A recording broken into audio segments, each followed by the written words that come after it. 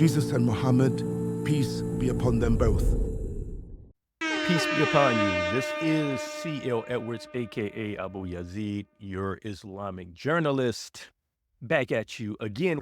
Another thought-provoking video for people who like to think as well as be entertained. Some people like to think and be entertained at the same time. Everybody doesn't want to hear the tea. Little Dirk got put in jail. Did you hear what happened to Diddy? What on it? Some people a little bit more sophisticated than that. And they want something a little bit deeper than that. Oh, I would hope so. Now, doing material like that, I'm probably never going to get as big as some of the biggest YouTubian elite. Shabby, you got to dumb people down. If you want to get, a hold of that algorithm and you want to get a big channel, like 1 million followers, and you got to dumb people down. You got to dumb people down, but I'm not about dumbing people down, and I'm certainly not about dumbing my own people. We got too many forces that's trying to dumb us down. You don't need me or anybody else to come along and try to exacerbate that. So what we're going to get into, I made this post last night, about 12 hours ago. And it says, some of my people by tribe love ignorance and seem to wear ignorance as a badge of identity. It's very sick, actually. I don't think there has been a people who have been brainwashed to the level we have in the U.S. And these black entertainers, and I spell black, B-L-A-E-C, for a reason. Look it up. These black entertainers, for the most part, except a few exceptions, operate as modern minstrel performers. Black entertainers work towards two goals: reassuring Western supremacists and teaching my people inferiority. Nobody who can't. Somebody said, "Is that Drake?" Come on, leave Drake alone. Leave Drake alone. Referring to this picture right here, the movie by Spike Lee, Bamboozled. This brother wrote his own article. This is something that's supposed to be disparaging me personally, and it's supposed to be disparaging Islam. Because I knew exactly referring to. They're referring to a hadith. And if you don't know what a hadith is, it's a narration, a report, a saying of Prophet Muhammad, peace and blessings be upon him, the Prophet of Islam. Not just the Prophet of Islam, we as Muslims believe he's the last and final prophet and messenger sent to the world by Almighty God. And I gave him a reply, but I'm not going to show the reply. I explain my reply in this video so we can clear this up once and for all. Now, what is he referring to? I knew exactly what he was referring to. He's referring to this hadith. This hadith right here. Now, this hadith is on sunnah.com. Like I said, a narration from the Prophet Muhammad, peace and blessings be upon him. Abu Darda is the one who reported this, who's witnessed, because in Islam we have a system of documenting who heard or witnessed certain things from Prophet Muhammad and how it was transmitted over, but that's a different topic. And we have a system of grading hadith, right? There are multiple gradings of authentication for hadith. This one happened, according to this source, happens to be graded as Hasan. There may be hadith scholars who may grade it differently based on their research. But this particular resource says it's Hasan, right? Which means good. It's kind of in the middle, somewhere in the middle. There's better, there's worse. Abu Darda reported God's messenger, meaning Prophet Muhammad, peace and blessings be upon him, as saying, God created Adam. God created Adam. Maybe some of you didn't know the Muslims believe in Adam. There you go. Maybe you didn't, this is sad to think. Maybe some of you didn't, Muslims believe in God. Maybe you think we believe in Allah, quote unquote, and Allah is like the Muslim God, but then God is like some other God. No, Allah is just Arabic for God. If you pick up a Quran written in Arabic, it doesn't say God, it says Allah. In the beginning, Allah created the heavens and earth. Because that's just the word for God. They're equivalent. So God created Adam, and when he created him, and struck his right shoulder and brought forth his offspring, white like small ants. And he struck his left shoulder and brought forth his offspring, black as though they were charcoal.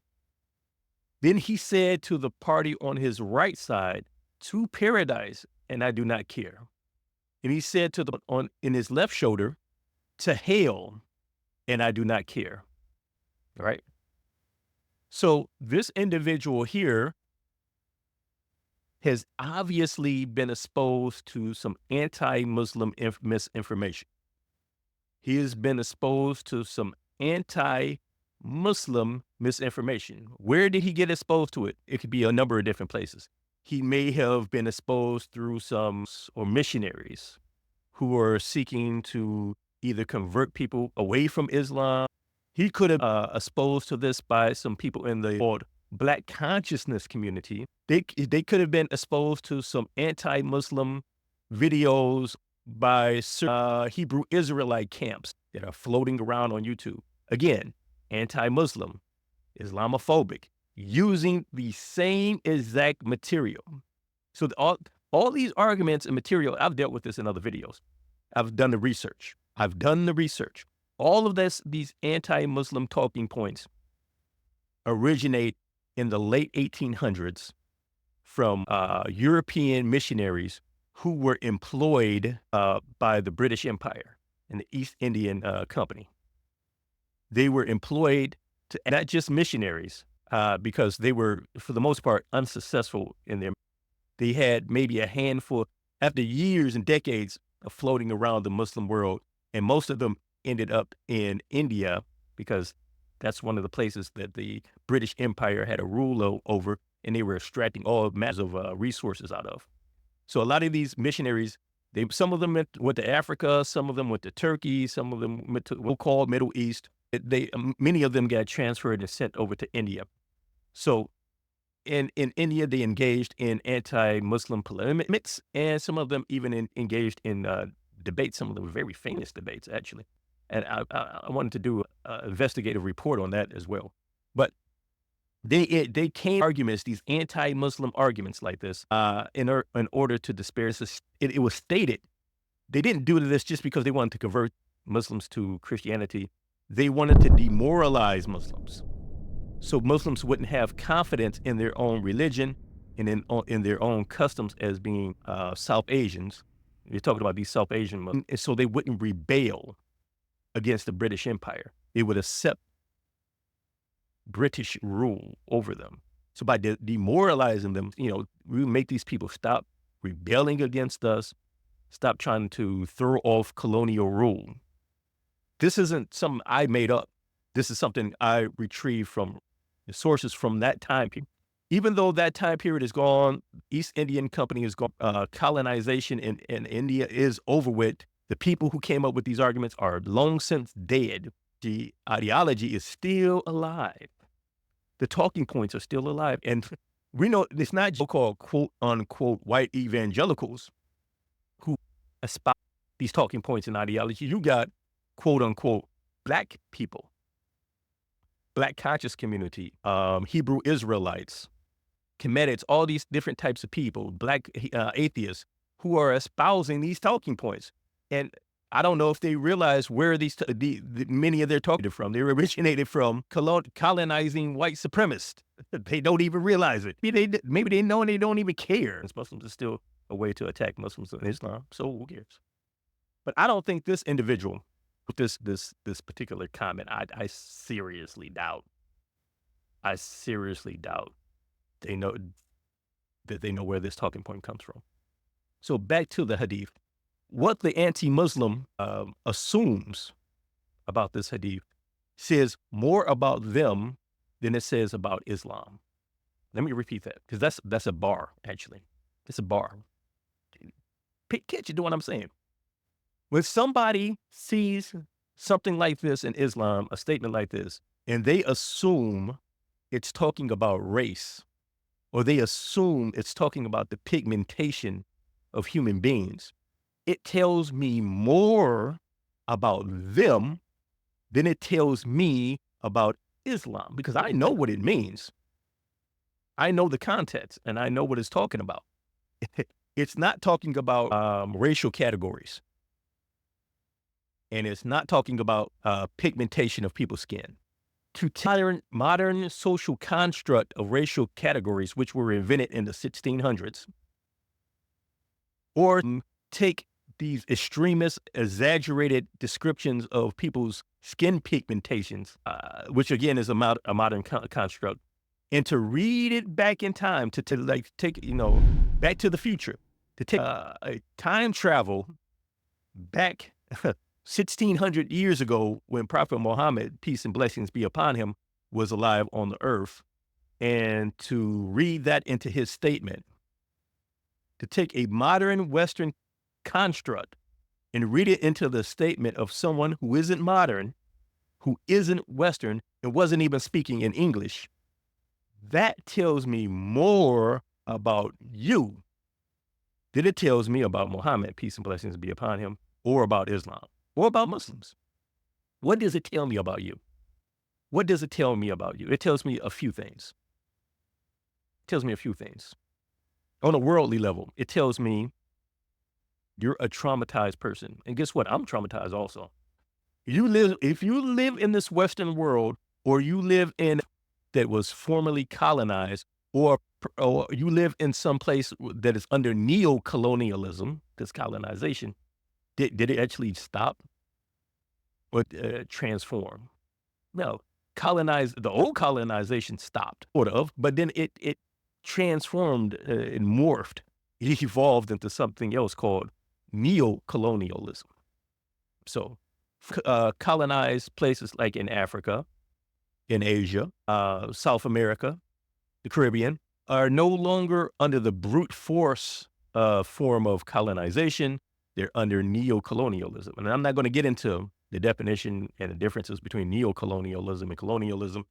Maybe we'll do an investigative report about that on a different video on a different day, but you can look it up for yourself.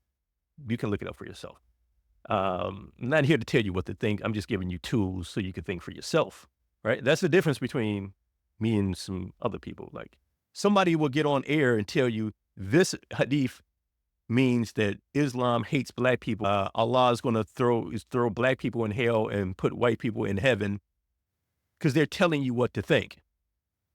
Because you should be able to rationalize and work your way through this and figure out for yourself it doesn't mean that.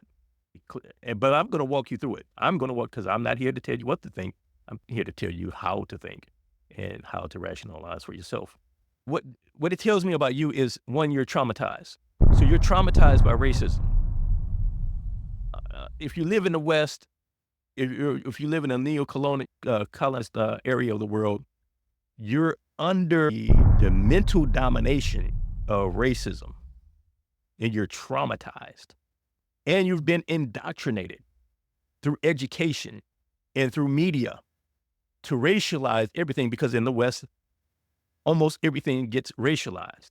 And you have adopted this Western way of thinking where you racialize things.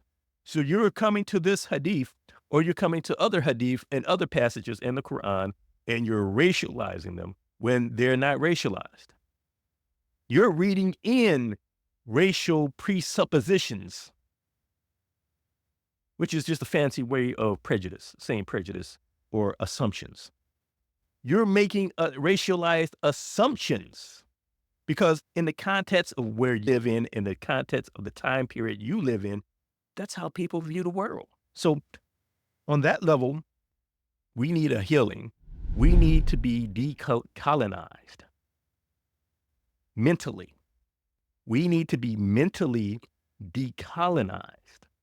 We need a world where everything is not, we need a mind that doesn't racialize everything and can think outside of that construct. We need a world, we need a system, a social, political, economic system where everything isn't racialized, right? We need that. So we need a mental healing. Also, it tells me that you have a spiritual sickness.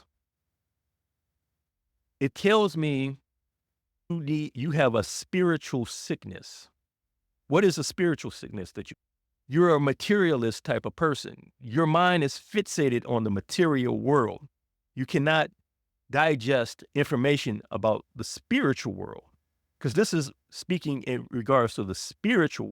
You turn it into something on a material level because you can't think that way. You don't have a creed. You don't have a set of beliefs. You don't have a theology that allows you to interact with the spiritual world. Even though I'm sure this person would tell me that they're spiritual. You could tell me anything, but how does your mind work? It doesn't work spiritually. You could call yourself whatever you can call yourself Christian. You can call yourself Muslim. You could that you're spiritual. You can say I have African spirituality. You can say whatever you want. How do you talk and how do you behave? If you talk very materialistically, you can't envision resurrection. You can't envision the day of judgment. You can't envision how God interacts with mankind. None of these. We need a spiritual healing and we need a mental healing. As well as on the subcategory, we need a social, political, and economic healing. We're very sick. We're human race, the human race, we're very sick. The world is a sick place. And we definitely need some healing.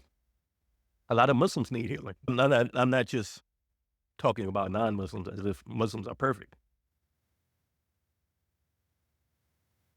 We all need, let's talk about what this really means. Let's look at the context of this particular, there's an immediate context and a wider context. On a wider context, the categories of race that were invented in modern European history do not exist when this statement was made. When Prophet Muhammad made this statement, the modern categories of race did not exist. Do you understand that? When was race invented? What do you see right here? What do you see right here? See right here. Race as a categorizing term referring to human beings was first used in the English language the late 1600s. Until the 18th century, it had a general meaning similar to other categorizing terms such as type, sort, and kind. So we're talking about a modern construct. You can't read that into someone's statement over almost 1,600 years ago. So he obviously wasn't talking about that because it didn't exist. So we're not talking about that. So are we talking about pigmentation? So that's number two. We're talking about pigmentation. We're not talking about pigmentation. Because look, God created Adam, and when he created him and struck his right shoulder and brought forth his offspring, this is not something of this world. When did you strike someone's shoulder and bring forth offspring? This is talking about something in the spiritual. He struck and brought forth his offspring white like small ants. Have you ever seen a human being who was white like a small ant? Have you ever seen that before? And he struck his left shoulder and brought forth offspring black as though they were charcoal. Have you seen human beings black? I'm under the racial category of black. Look at me. I'm under the racial category of black. This shirt I have underneath the sweater is black. Look at my skin. Look at the shirt. Look at my skin. Look at the shirt. Can you see the difference? Can you see where the shirt ends and my skin begins? If you can see where the shirt ends and my begins, if you can see where this black microphone stops and my skin begins, then I'm not black. I don't have black pigmentation. I'm not black. Nobody is black. Nobody is white. And I'm certainly not black as coal, and nobody is white as a small ant. Go into this. Here's this picture. Two babies, two innocent babies created by Almighty God. Alhamdulillah. Now, in English, we would say what about these two babies? This baby is Negro. Well, that's Spanish, actually. Is it Niger or nigger? Ooh, I said the N word. No, that's Latin. So in English, we would say black.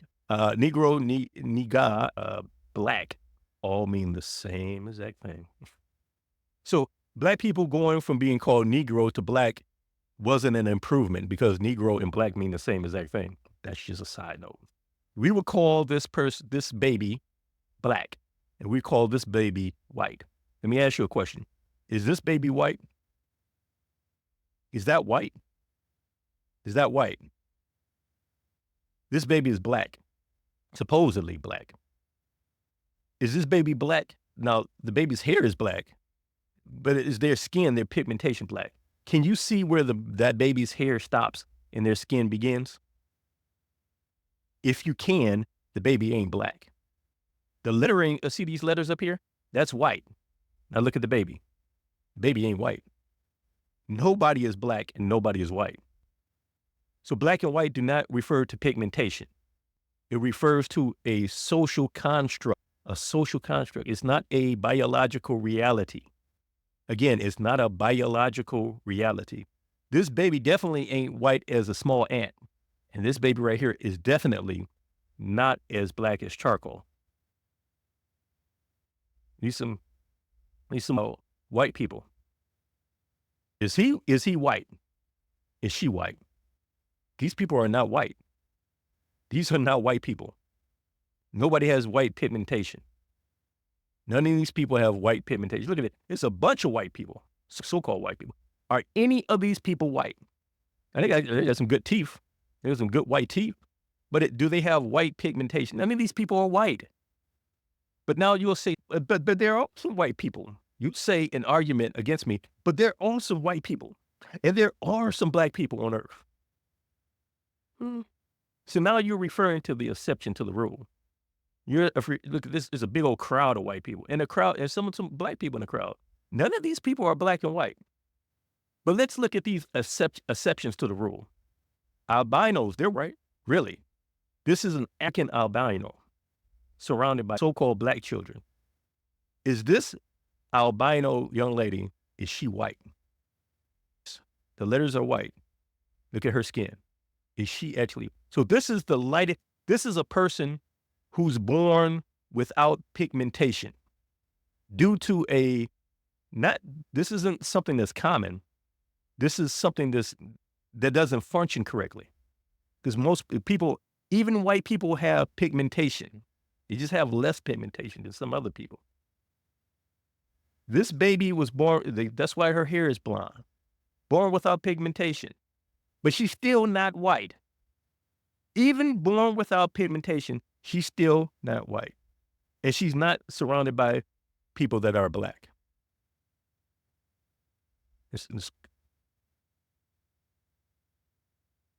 Even look how light-skinned this baby is. This is an albino white child. You're not going to get any more quote unquote lighter than this. And yet and still, this baby still ain't white. This baby still ain't. This is the whitest person you're going to see on earth. A white albino. And a white albino still is not perfectly white. All right. Okay, you'll say to me, but there are some black people. There are some black people. This color, this is called perfect black. This color is called, this is perfectly black. This is the most black color you can find. Black is not even, is black actually a color? Black is the absence of light. Black absorbs white lightness. So it's you go out into the universe, space is black where there's no light. This is perfect blackness. No light inside this image, except for these numbers and symbols. Are there human beings that look like this? Let's look at some of the darkest skinned people on earth. So some of the most pigment people with the highest level of pigment on the earth. Nilotic people. This is a certain group of people, East and North Africa. You find them in certain places like Southern Sudan. You can find them in some other places. These are some of the most darkest people, Nilotic people. Don't you notice, even among these Nilotic people, there are different shades of color? Even among the darkest people in the darkest place on earth, there are different shades of people. Look at this young lady. Look at her. Is she black? Now look at these young ladies. They're darker than her. But are they black? Are they black? Look at perfect blackness. Look at these young ladies. Look at perfect blackness. Look at the young ladies. Let's look at one of the darkest pictures. This young man here, that's a dark-skinned man. That's a beautiful skin. This is from the signs of Allah, his creation, and his beauty in all of his creation. This is a very dark-skinned young man. Very dark-skinned. You're not going to find human beings darker than this. These are some of the darkest human beings on earth. And still, this young man is darker than most or the average African. Even though Africans have the highest pigmentation, many Africans, pigmentation, you'll find human beings with the greatest amount of pigmentation in Africa. Among them, he's darker than they are. So this is one of the darkest human beings. Is he perfectly black? That's perfect blackness. Look at the young man. Perfect blackness. You can see light reflecting off of this young man. Perfect blackness absorbs all light. There is no light. So even as this dark-skinned young man reflects light. With all that said, going back to the Hadith is not talking about skin pigmentation. And the Hadith is not talking about racial categories. Okay, I'm still not convinced, CL. Abu Yazid, I'm still not convinced. You have not convinced. I'm going to convince you at this point. Right? I went to a Christian seminary, a Christian college. And one of the first subjects I studied was a subject called hermeneutics. Hermeneutics. What is hermeneutics? It's the science of interpreting literature. And one of the most important things in literature is context. And there's more than one context. There are multiple different types of context. One of the most important contexts is the context of the original author and the original audience. If you want to properly understand a piece of literature, you won't understand it until you understand how the original author used words and how the original audience used words. So to understand how Prophet Muhammad would have understand what he said, and to understand what first and original Muslims would have understood from this hadith, you have to look at other examples where these descriptions and words are used, right? So can we find other examples when references are made to white and black and human beings? Yes, we can. Yes, we can. In other hadiths and in the Quran. And I'll remind you that in Islam, the Quran is considered to be perfect divine revelation. The Quran is a narration directly from Almighty God. It's the speech of Almighty God, the speech of Almighty Allah. So in the Quran, we find something similar to this statement here, using some of the same exact language. So let's take a look. So I'm going to point, in fact, it's a couple of places, but you're just going to deal with one place. Ali Imran, which is chapter number 3 in the Quran. Ali Imran, chapter number 3 in the Quran, verse or ayat number 106, right? 3:106, okay? What does it say? We got the original Arabic here. This is more important than anything else. This is a form of context. So that's another context, but we're not going to get into that. We're going to keep it real simple. These are 3 English translations of this. 3. Let's see what they say. Sahih International. On the day, some faces will turn white and some faces will turn black. As for those whose faces turn black, to them it will be said, did you disbelieve, i.e. reject faith? After your belief, then taste the punishment of what you used to reject. All right. Yusuf Ali, which is a very old translation, but irrelevant to our discussion. On the day when some faces will be lit up with white and some faces will be in the gloom of black, to those whose faces will be black will be said, did you reject faith after accepting it? Taste then the penalty for rejecting faith. And finally, on the day, i.e. the day of resurrection, when some faces will become white and some faces will become black. As for those whose faces will become black, to them will be said, did you reject faith after accepting it? Then taste the torment in hell for rejecting faith. So what can we glean from this before we even go any further? On that day gives us a context of when is this taking place? When is this taking place? This is not in this material worldly life. This is something otherworldly and spiritual. And we see that it's referring to the day of resurrection, Judgment Day. Isn't that talking about right now? It's talking about the day of resurrection. It's talking about judgment. And if you can recall, the Hadith is in the context of referring to judgment,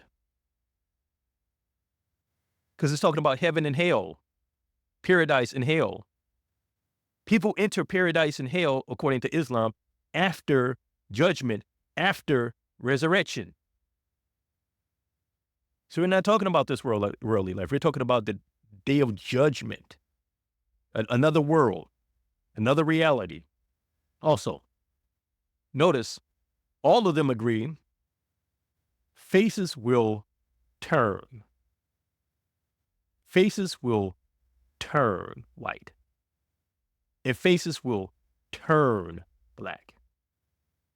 Or it says when faces will become white and faces will become black. Let me ask you something. Let's think logically.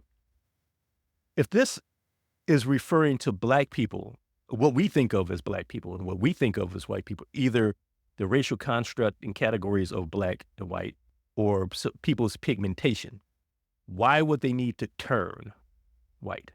And why would they need to turn black? Why would they need to become white? And why would they need to become black? If black people are going to be put in hell, why would they need to become black on the day of judgment? Aren't they already black?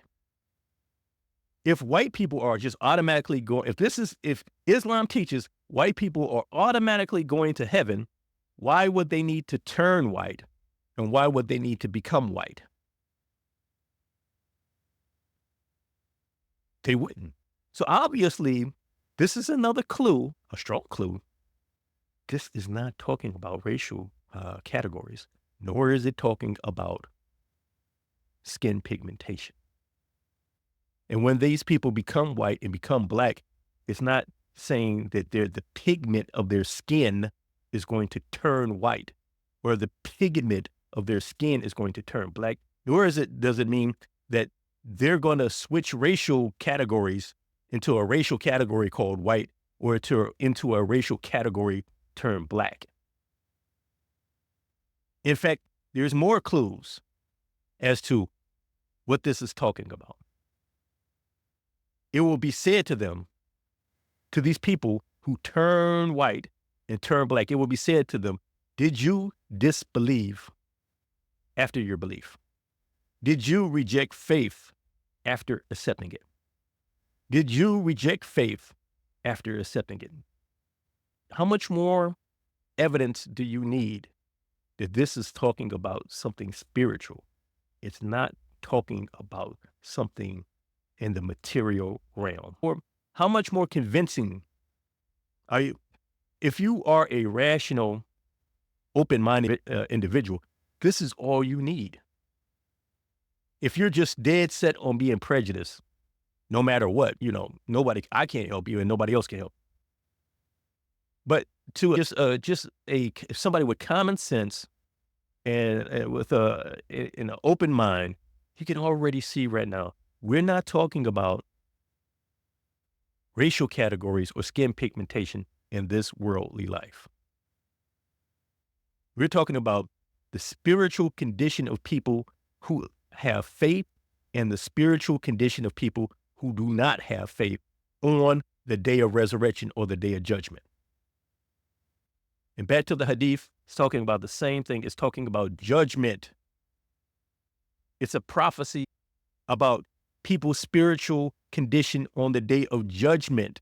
Adam is created. His offspring are brought out of Adam. The offspring some are white like a small ant, some are black as charcoal.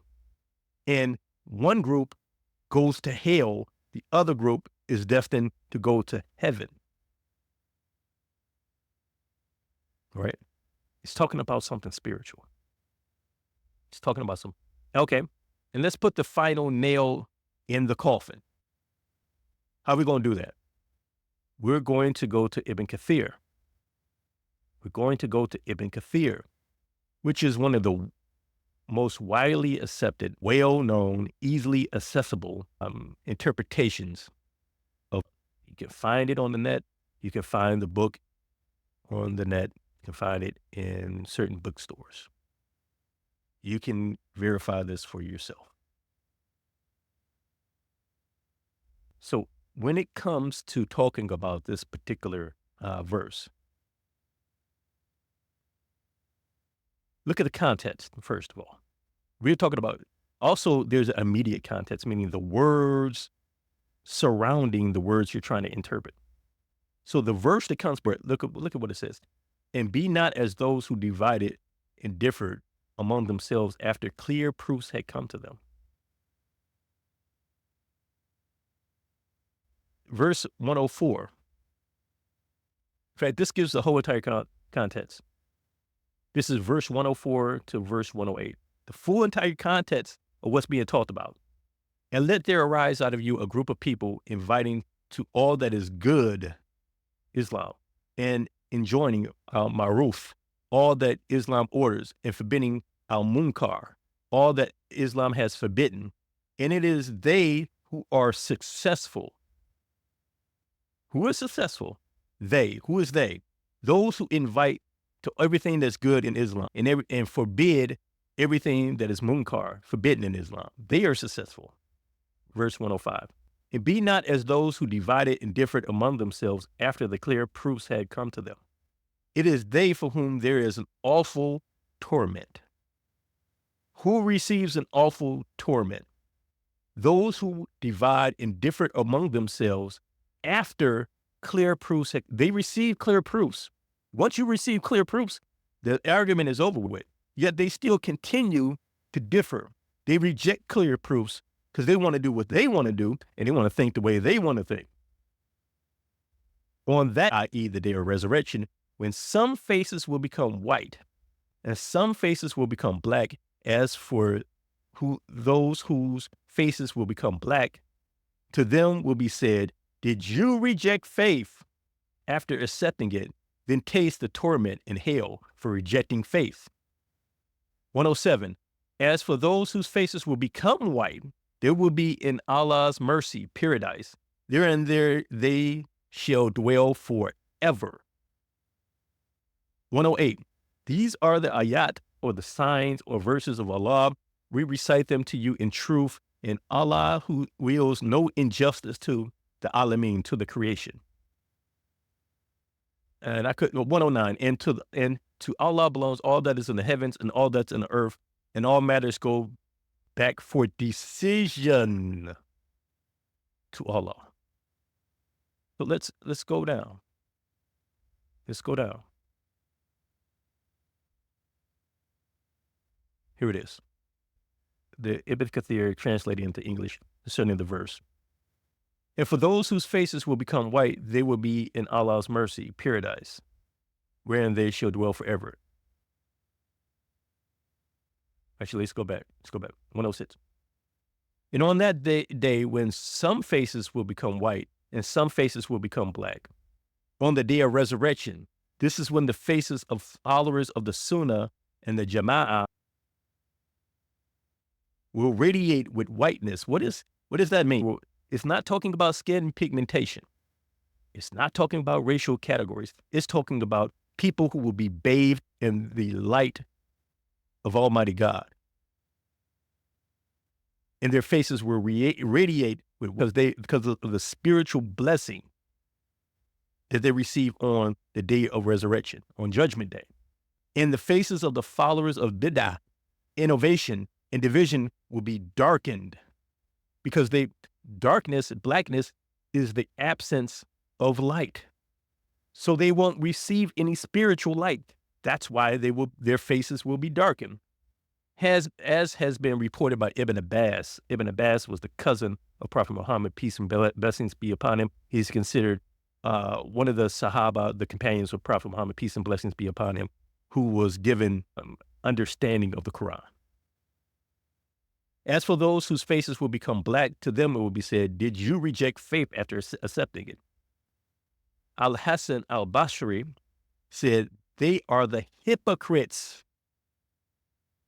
These are the people it's referred, the hypocrites. It doesn't mean black people in America. It don't mean black people in Africa.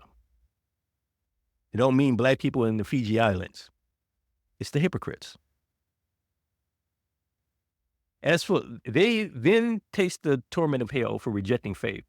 This description benefits every disbeliever, hypocrites, disbelievers. As for those whose faces will become white, they will be in Allah's mercy, paradise. Therein they shall dwell forever, in paradise where they will reside for eternity and shall never desire to be removed. So there you have it. This is the clear proof. This has nothing to do with racial categories, has nothing to do with skin pigmentation.